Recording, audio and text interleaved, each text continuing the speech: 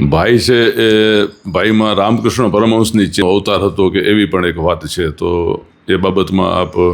હાજી, ભાઈએ કીધેલું છે, એટલે આમાં મારે કહેવામાં વાંધો નથી. ભાઈએ કીધું કે જે અવતાર પરંપરા છે એમાંનો હું છું, એમ કે રામ એનો અહીંયા એક અનુભવ હતો. એક બંગાળમાં એક સંત થઈ ગયા, એને ચૈતન્ય મહાપ્રભુનું અવતાર માનવામાં આવતું.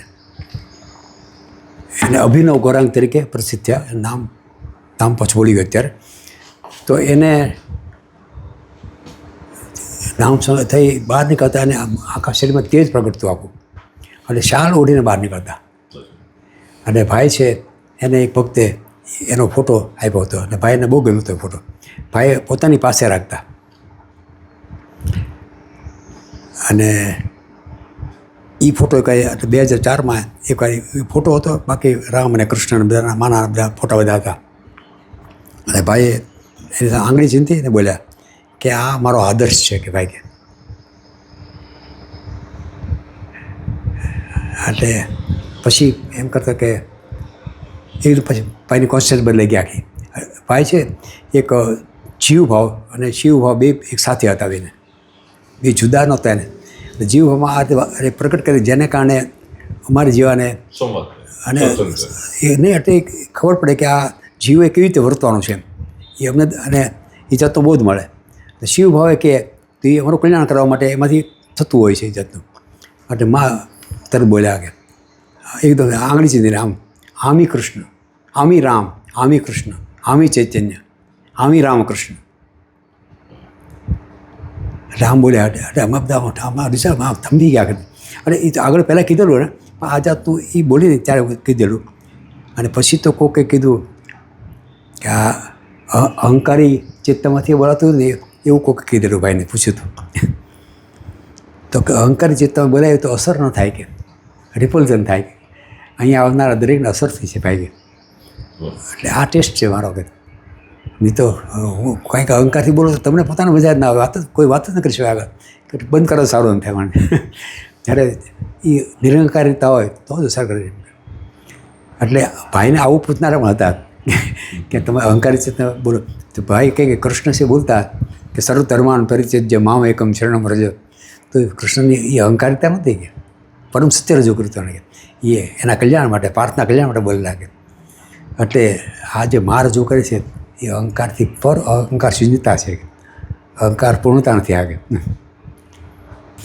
આપે અગાઉ જે આની મકરંદભાઈ દવેની વાત કરી, તો મકરંદભાઈ સાથે આમ ભાઈનો સંબંધ કેવો, આમ મૈત્રીપૂર્ણ હતો કે ગુરુ શિષ્યનો હતો કે બીજું કોઈ, આમ આપણે જેને કહીએ કે સૂક્ષ્મ લોકનો કાંઈ સંબંધ હતો, કે કેવી રીતે એ બે એકબીજા સાથે કેવી રીતે વ્યવહાર કરતા? એમ મકરંદભાઈ સાથેનો ઘણા જન્મોનો સંબંધ. એટલે ભાઈ કહેતા આનો આ બધા આટલા માણસો મારી હતા એમ કે ભાઈ કે.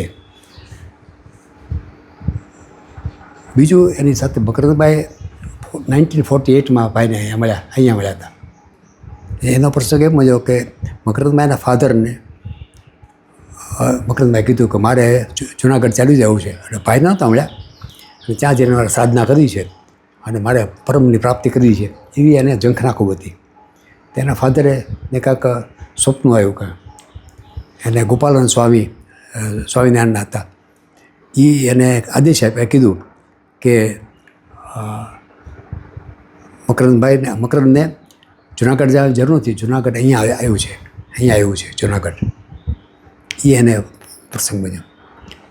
એટલે મકરંદભાઈ સર વાત કરી, એને એ વાત કરી. ત્યાં થોડી વારમાં 9 વાગ્યા છે. ત્યાં મકરંદભાઈના મિત્ર ગુણભાઈ હતા, એ ભાઈને મળેલા પહેલાં. એટલે અહીંયા આવ્યા ત્યારે મળ્યા હતા. એને બહુ મજા આવેલી. એટલે કે મકરંદ કે ચાલને કે એક મજાની વ્યક્તિ આવી છે. તો ક્યાંથી આવી છે? જુનાગઢથી. કે એના ફાધરને જે થયું હતું એ આ વાત આવી. તો હાલો જઈએ કે. એટલે બે જણા અહીંયા મળવા આવ્યા. પછી તો ઘણા એના પ્રસંગો થયા.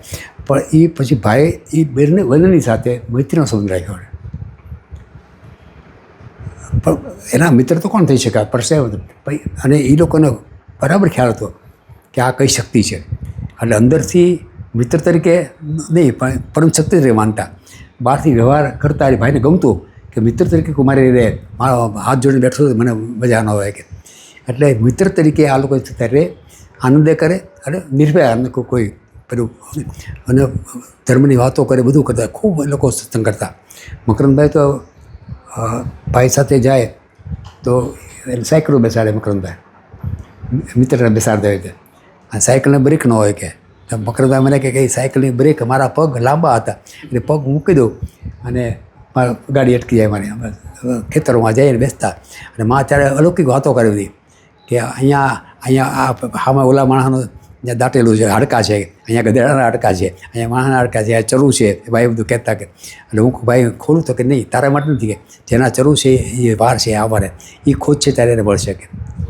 અને આવી વાતો ભાઈ કરતા. એટલે એ મિત્ર ભાઈ વાતો કરતા અને પણ એ લોકો સમજતા કે આ મિત્ર નથી, પરમ શક્તિ છે એમ કહેતા. મને કીધું અને આંખમાં આંસુ સાથે કીધું. મકરંદભાઈ કહેતા મુસા મને કે એ પરમ શક્તિ હતા કે ભૂલાવા મારે શું નહીં કે હું બહાર કહેતો હતો બધાને કે મારા મિત્ર હતા એમ જ કહું છું. અને ભાઈની એ શક્તિ હતી કે ભાઈ મિત્ર તરીકે રાખતા. મને મિત્રની જેમ નાના ભાઈની જેમ રાખ્યો. આનંદ કરે, મજા કરે, ઘણું ચાલતું મારે. પણ હું સતત મને ખ્યાલ હોય કે હું વાત કરું છું એ મારા મિત્ર નથી, મારા ભાઈ નથી, પરમ શક્તિ છે. એ ખ્યાલ હતો, એને ખ્યાલ હતો, મને ખ્યાલ હતો. અને પછી તો એ સલાહ માગે કે વ્યવહારિક બાબતમાં કે તમે જાઓ સલાહ માગે.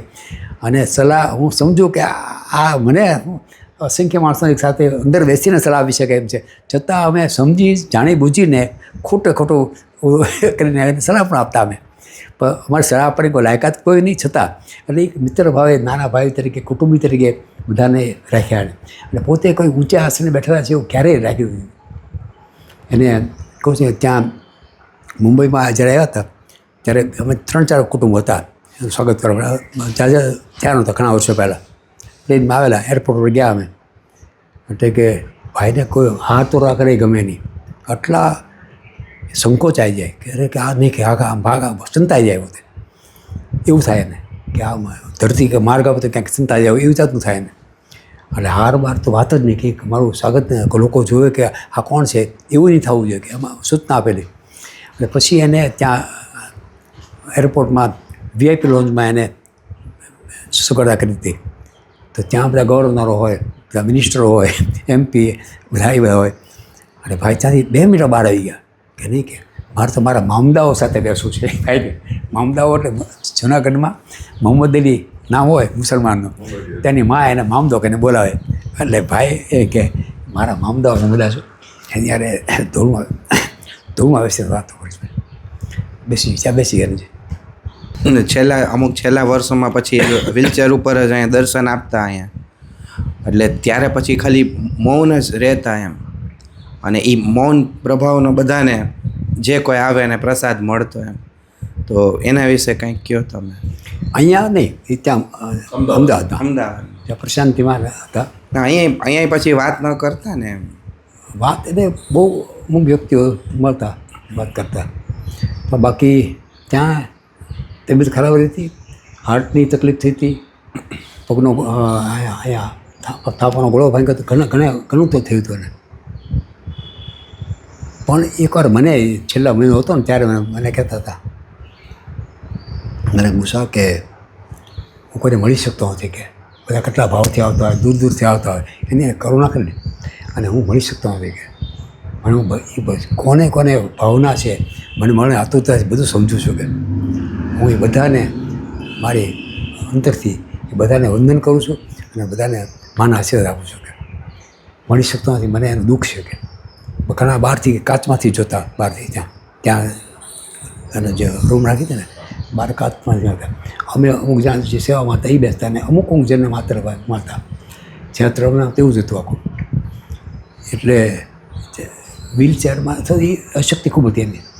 એટલે કંઈક હું નથી મળતો, મને દુઃખ થાય છે કે લોકો ઝંખનારીને આવ્યા, કેટલા પૈસા ખર્ચીને આવ્યા હોય અને મળાય નહીં. પણ કે જે મને યાદ કરે છે એને હું પણ યાદ કરું છું. જે દૂર બેઠા છે અને મને સ્મરણ કરે છે એને મને ખ્યાલ છે કોણ સ્મરણ કરે, હું એને યાદ કરું છું, એનું કલ્યાણ કરું છું આમ કહેતા. અને બહુ ઓછા માણસો છેલ્લે મળતા હોય છે. આપણે જે આસો મહિના જેમ નવરાત્રિ કે કાંઈ આવે તો એ સમયે કાંઈ એમ વિશેષ મહાભાવ રહેતો કે એવું કાંઈ હતું એમ? હા, નવરાત્રિમાં ભાઈ કહેતા કે માં છે ખૂબ જ સક્રિય હોય છે. માં તો છે જ તે, અહીંયા માં છે જ, ખૂબ જ સક્રિય હોય અને લોકોને એની અસરો થાય એના આંદોલનની કે. એટલે નવરાત્રિમાં હું તો મારા મિત્રોને બધાને કહું કે નવરાત્રિ તો આખી અહીંયા જ કરાય એમ કે જો તમારે શક્તિની સાથે તમારો સાયુજ્ય કરવું હોય તો માટે એ જરૂરી છે. અને મારા મિત્રો બધા કમળ વોરના બધાને કહું ભાઈ તમે અહીંયા આવો અને બધા અઠવાડિયું તો ખાસ રોકાવું જોઈએ. અને ભાઈ બહુ ભાવ મારે રહે વખતે અને અહીંયા માં ફરતા હોય છે અને લોકોને અનુભવ થાય જે થતો હોય કે આગળ છે માં વિસરે છે અહીંયા કે એવી જતા અનુભવ થયેલા છે.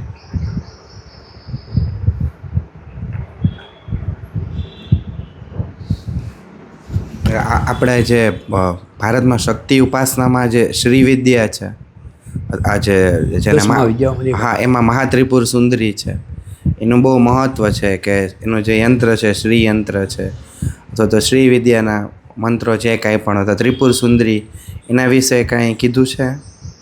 બધી આ શક્તિની પાસે ચંડી પાઠ કરો, આ શ્રી વિદ્યાની કોઈ પણ વિદ્યા કરો એ તો એટલે ભાઈ કે દરેક વસ્તુ રાખી કે હું કે મારી બધી બારીઓ ખુલ્લી રાખું ભાઈ કે જે બારીમાંથી પ્રકાશ આવે હવા આવે મારે રાખવા હું મારી બારીઓ બંધ રાખતો નથી ક્યારે. એટલે આ બધી વિદ્યાઓમાં પણ એ લોકો ભાઈ એને બધાને આશીર્વાદ આપતા અને ઘણા જાતની કરતા ઉપાસના આવતા બધા અહીંયા. ઘણો સમય શ્રમ થયો પણ ચલો આપણે પ્રશ્ન આપણે પૂર્ણાવતી સારી રીતે કરીએ. બધી શરૂઆતથી જ સારી રીતે થયું છે બધું. એક તો મા અંબાનો જગદંબાનો ફોટો અહીં છે, બીજું મકરંદભાઈ સાથે પણ આપનું સાનિધ્ય રહ્યું છે. તો એમ કહેવાતું કે મકરંદભાઈને હનુમાનજીનો સાક્ષાત્કાર મકરંદભાઈ દવેને થયેલો અને આ માતાજીનો અહીં ચિત્રપટ છે. તો આવું જ જેને સાક્ષાત આપની અનુભૂતિ હોય અથવા તો પૂજ્ય ભાઈ પાસેથી આપણે સાંભળેલું હોય કે આવું સ્વરૂપ પ્રગટ થાય ત્યારે દેખાતું હોય છે. શું હોય છે ખરેખર અનુભૂતિ, માતાજીની અનુભૂતિ અને હનુમાનજીનું મકરંદભાઈ સાથે કંઈ વાત થઈ હોય હનુમાનજીના સ્વરૂપની, તો એ જરા આપ પ્રકાશ અથવા અનુભૂતિ આપ જણાવશો. મકરંદભાઈ વાતો એટલે એને બ્રાહ્મી સ્થિતિમાં અનુભવ છો તો ભાઈની કૃપાથી એ મને વાત કરેલી. પછી આ બધી વાતો મારે થઈ રહી. પછી તો એણે ત્યાં નંદીગ્રામમાં કર્યું હતું, ચાલુ છે. હા, ત્યાં બધું કર્યું છે. અને બહાર ત્યાં જઈ શકવાનું થયું. અહીંયા આવ્યા પછી છે ને નીકળ્યો નથી, બહુ ઓછું જ નીકળ્યું બહાર. મકરંદભાઈનો પ્રેમ ખૂબ જ મારા ઉપર. ત્યાંના નંદીગ્રામવાળા બધા અહીંયા આવે છે. પછી મારા સંસ્મરણો મકરંદભાઈના અને ભાઈની વાતો અહીંયા 3-4 વખત એક વાત એ લોકોએ વિડીયો ઉતારેલો પણ કરો. એટલે એ પણ પછી તો મારે મને અહીંયા આ સોંપીને રહ્યા ગયા ત્યાં હતા. અને નંદીગ્રામમાં જવાનું મારે બનતું નહીં. હવે એ લોકો કે મને આવો ને આવો બધું મકરંદભાઈ હતા ત્યારે આવવાનું નહીં. પછી પણ એ જે સ્વરૂપની વાત છે ને એમાં એક જોડાણ જે થયેલું હોય છે ને અગાઉથી એ સ્વરૂપનું જ માણસને દર્શન થતું હોય છે. એટલે આ સ્વરૂપમાં શું હોય કે કયા સ્વરૂપ મારો આગલા જન્મમાં ક્યાંક અનુસંધાન તમારું જે અનુસંધાન છે જે સ્વરૂપમાં થયું છે ને એ સ્વરૂપ પાછું જ્યારે પાછું પ્રગટ થતું હોય છે. તો હવે એક મારો બહુ અંગત વાત કરું છું. મુંબઈ રહેતો એટલે મારા કોચિંગ ક્લાસ ચલાવતો. અહીંયા નામસ્મરણ કરવા માટે એમ કે આખો દી ઈચ્છા કે નામસ્મરણ કરવું બસ કે એવું શરૂ થઈ ગયું મને. એટલે મેં પહેલાં હાઈસ્કૂલમાં નોકરી કરી, પછી કોચિંગ ક્લાસ ચાલુ કર્યા. મને એમ થાય કે હવે આ જલ્દી પતાવીને ગોંડલ વ્યવહાર રહેવા માટે અને ભાઈની સાથે રહું તો સારું એમ કે એની બાજુમાં કે. એટલે આતુરતા વધતી ગઈ મારી. પછી 12 કલાક કામ કરતો એ આકરું લાગવાનું. 10 કલાક કર્યા, 8 કલાક કર્યા, 6 કલાક કર્યા. તો નહીં આ થતું નથી મારાથી.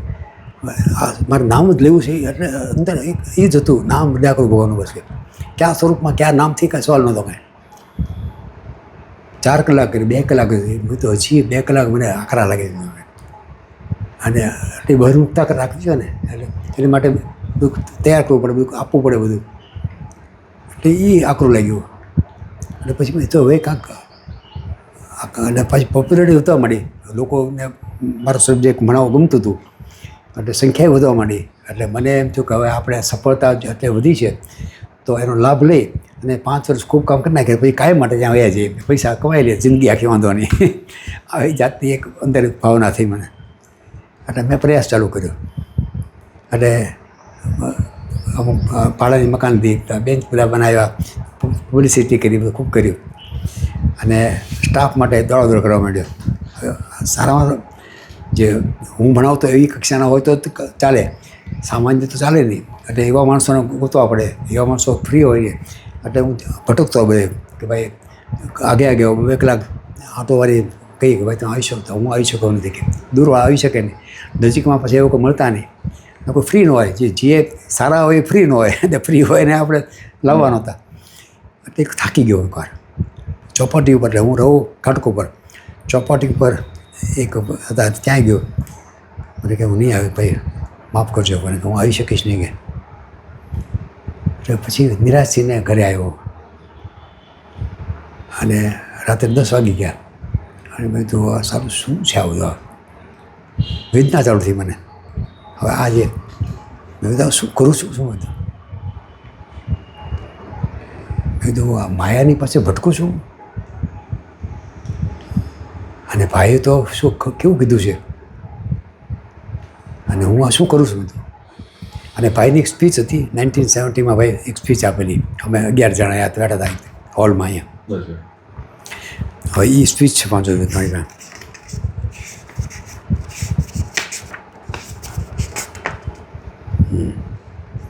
તમે રાજરાજેશ્વરીના સંતાન છો, રાજરાજેશ્વરીના સંતાન છો.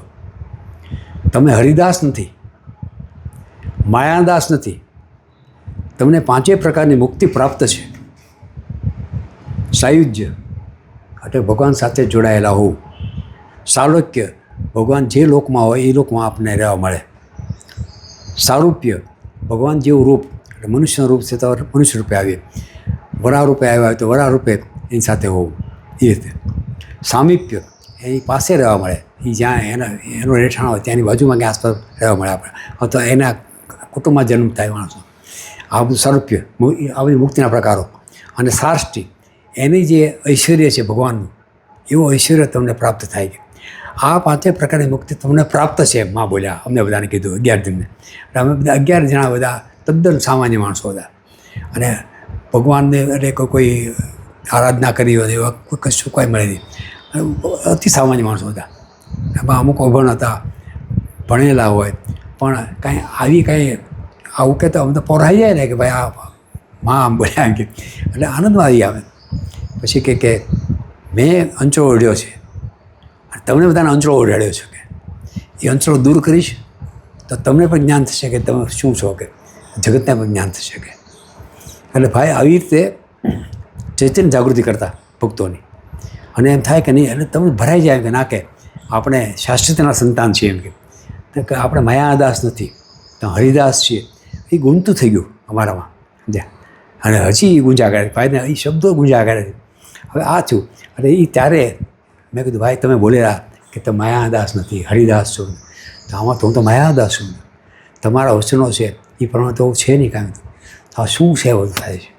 એટલે અતિ વેદના થઈ, ક્રંદન ચાલુ થઈ ગયું, આંખમાં આંસુ જાય. મેં કીધું અમે હરિદાસ નથી, માયાદાસ છીએ ભાઈ. હજી એમ હજી ચાલે છે ને, એ વેદના ચાલતું હતી ત્યાં રીતસર આખે સામે મારી સામે આખું દૃશ્ય આખું દેખાણું મને.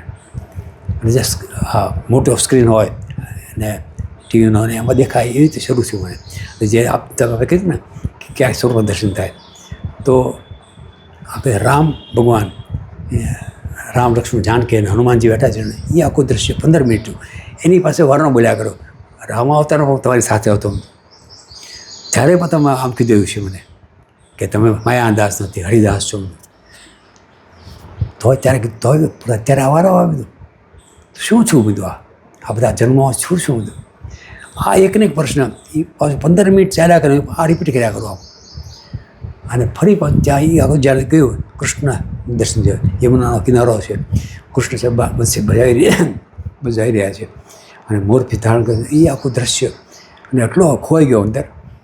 એને ફરિયાદ કરી રોતા રોતા કૃષ્ણ કે મેં કીધું તમે કીધું કે પાછો યાદ કરો માયાદાસ નથી હરિદાસ છો, પાંચે પ્રકારની મુક્તિ પ્રાપ્ત છે, આમાં કાંઈ છે નહીં.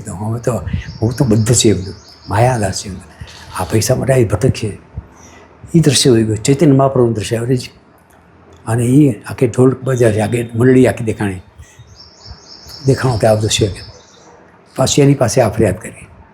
ત્યાં રામકૃષ્ણના દર્શન થયા અને રામકૃષ્ણ છે મારી સામે જોતા હોય જ્યારે એવા ફોટા છે રામકૃષ્ણના શિષ્યો સામે જોતા ઝીણી આંખ કરીને એવા ફોટા આવે છે. એ આંખથી મારી આમ જોતા હતા.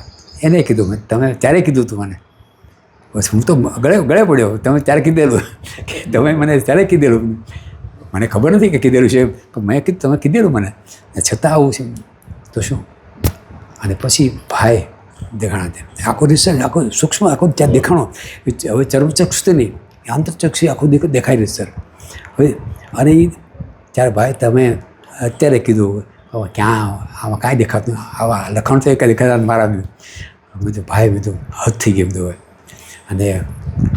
અને પછી મને એમ થયું કે બહુ થાકી ગયો, વેદના ભયંકર હતી, બધું ઊંઘી જાવ થાક્યો હતો એટલે. અને ઊંઘવા તો ઊંઘ આવે નહીં. હજી ઊંઘવા માટે જ્યાં લાંબો છે ને ત્યાં રીતસર એક જે અનુભવ ચાલુ છે આખા શરીરમાંથી આનંદના ફુવારા ઉઠતા હોય એ રીતે ફુવારા શરૂ થઈ ગયા. અને આખા આમાં એક જાય ને રીતસર ઉડે એમ જાગે અને મારા કંટ્રોલ પછી ઊંઘાય નહીં. વેદનાથી ઊંઘી ન શકાય, એમાં અતિ આનંદથી ઊંઘી ન શકાય. એટલે ઊંઘવા પડે તમે ઊંઘાય નહીં, બેઠો રહ્યો. અને એ આનંદ વખતે એ આનંદ અનુભવનાર હું નહોતો, મારી બુદ્ધિથી એ ખબર નથી પડતી કે હું આનંદ અનુભવું છું. કોઈ જોનાર હતું એવું કે એને આ જોયું છે આવું. એ મને અત્યારે કહે છે કે ભાઈ આ જોયું હતું એમ. એ ત્યાર પછી એમ કે એને જોયું કે આ આનંદ છે. સવારના 4 વાગ્યા સુધી એ જ પોઝિશનમાં બેઠો હતો, એ આનંદમાં હતો, કોઈ વિચાર નહીં, કશું કાંઈ મળે નહીં. અને આ બધી દર્દ દયા ગયા જાણે અને આનંદ શરૂ થઈ ગયો. 4 વાગ્યા સુધી ચાલ્યું. બીજી સવારે ક્લાસમાં જવાનું હતું, બધું આ ભણાવી શકીશ નહીં, આખી રાત જાગ્યો છું. પણ એ ફ્રેશનેસ હતી અને કાંઈ થાક લાગ્યો હતો કયો, કારણ કે આ શરીરને થાક હોય ને, આ તો આનંદમાં હતો. આનંદ છે તો શરીરથી ઉપરની અવસ્થામાં મૂકી દો. એટલે એ જે શરીરના ધર્મો છે એને કાંઈ દડ્યું નહીં કાંઈ. અને એ થયું. આ જ મારો અનુભવ છે. કોન્ક્રીટ જે કહો છો કે કયા સ્વરૂપનું, તો જે સ્વરૂપ રૂચના ક્યારેક હશે એ આવતું હોય છે. અને કાં ઉપાસના કરતા હોય લોકો છે, રામની કરતા હોય, રામની કૃષ્ણ એની થતું હોય. એટલે આ જતો મારો એક પર્સનલ અનુભવ થયો હતો. અને હજી એ આનંદ છે. પછી મારા જે નજીકના મિત્રોને વાત કરું તો મને ઘણી કે મને કેમ છે આનંદ, મકરંદભાઈ પૂછતા મને એ આનંદ કેમ છે. મકરંદભાઈ આ આનંદ અક્ષરનો છે, હજી એને જ છે બધું, અને હજી વધતો જાય છે, ઘટ્યો નથી આનંદ. બહુ સરસ. સરસ તમારો સમય જય મા જય માનાથ.